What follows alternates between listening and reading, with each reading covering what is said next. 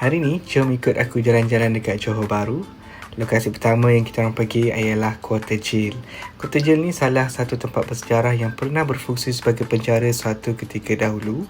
Dan dekat sini kalau datang, dia ada 3 pilihan package tour: express tour, full tour dan juga torchlight ataupun night tour. So aku dah datang dari jauh kan, takkan nak ambil express tour. Jadi kami decide nak ambil full tour dengan harga RM35 seorang. Plan asal sebenarnya aku nak cuba night tour, tapi itulah, masuk siang pun hati ni dah rasa tak tenteram, apatah lagi waktu malam kan. Jadi cancel lah. Kita ni jadi the boss sikit kan, tak boleh masuk malam. Dan tour guide kami hari tu ialah Cik Nizat, seorang warden penjara yang sangat berpengalaman, dan beliau sebenarnya masih aktif berkhidmat dengan Jabatan Penjara. Sepanjang tour kami dia explore kawasan-kawasan dalam penjara lama ni sambil dengan sejarah tentang kehidupan banduan dan operasi penjara pada zaman dahulu. Antara fakta yang menarik, penjara ni pernah menawarkan perkhidmatan mencuci kapet dan pakaian untuk orang luar. Tapi cucian tu dibuat secara manual tau, bukan dengan mesin macam sekarang ni. Cuba bayangkan nak cuci kapet besar secara manual, bukan kerja senang tau, memang penat. Lepas tu kami dibawa juga untuk melihat Perigi Yamashita. Angker, tacut.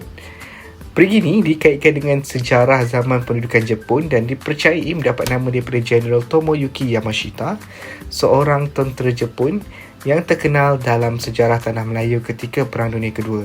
Tapi mungkin sebab kawasan ni dah dipagar dan disimen, kita tengok pun dari sebelah je, jadi rasa takut tu masih terkawal sikit.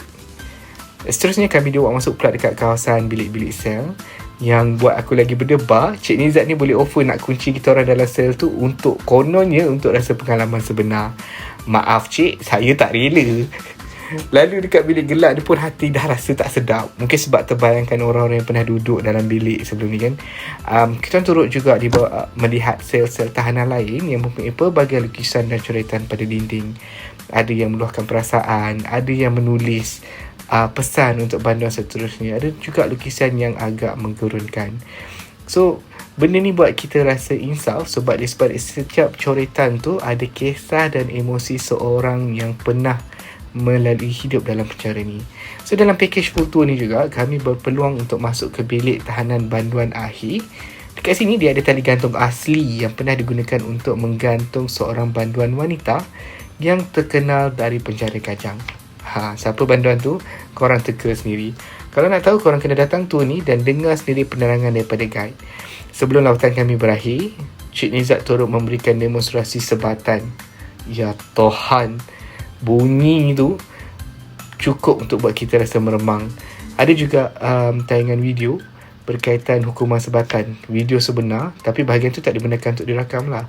Dan percayalah, bila korang tengok sebatan yang real tu, memang automatik terus insaf. Kesimpulannya, Kota Jil ni bukan sekadar tempat untuk bergambar atau tengok bangunan lama. Tour ni bagi kita gambaran tentang sejarah penjara, kehidupan banduan dan beratnya hukuman yang pernah dijalankan. Kalau korang jenis yang berani, boleh cuba torchlight atau night tour. Lepas habis tour dekat Kota Jil, aku pergi makan pula dekat Meat on Mondays. Yelah, tadi dah berjalan lama kan dekat Kota Jil tu. So, datang sini untuk makan. Makanan dekat sini memang sedap. Harga dia pricey sikit, tapi pada aku worth the price lah. Portion dia memang besar dan yang paling penting, memang sedap.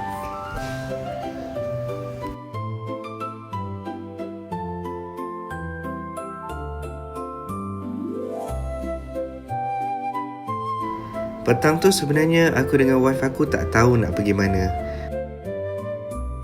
Duduk-duduk fikir nak buat apa. Last kali kita orang decide, jomlah pergi Pantai Lido.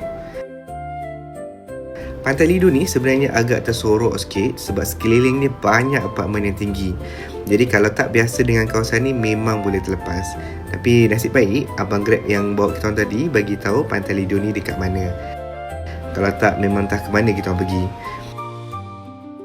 Bila sampai sini, aku perasan kat sini banyak juga kedai makan. Ada kedai tom yum, kedai mamak. Memang senang kalau nak datang sini cari makan. Cuma satu benda yang aku perasan, kedai makan yang memang sinonim dengan orang Johor tu tak nampak pula. Tapi tak apalah, kita orang bukan datang nak makan sangat pun. Kita orang datang nak lepak-lepak sambil tunggu sunset. Dan memang cantik sebenarnya view kat sini.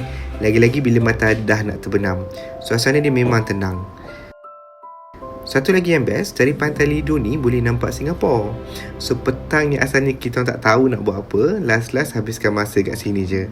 Tak buat apa sangat pun, cuma duduk, borak dan tengok sunset.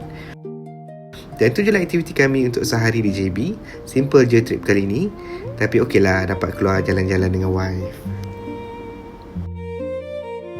Sebenarnya macam ni lah yang best sebenarnya bila kita keluar jalan-jalan. Tak semestinya kena ada itinerary yang penuh, kena pergi banyak tempat atau kena buat macam-macam aktiviti. Ada masa keluar dengan orang yang kita sayang, cari satu tempat yang tenang, duduk santai macam ni pun dah cukup. Lagi-lagi bila dapat tengok sunset sekali.